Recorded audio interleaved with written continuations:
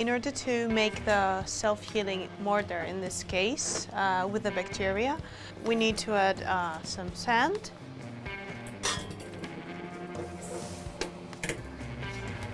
We add the cement.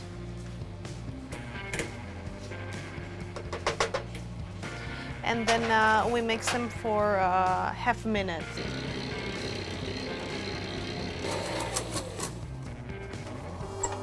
Now it's practically like making a cake. It's very easy. We add all the dry stuff.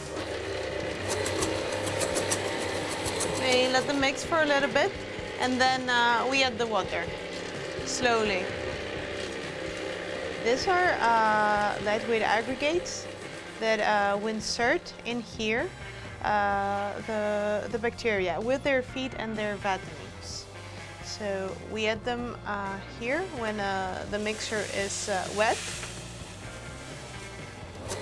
And then we keep mixing until we have a very nice, very workable mixture.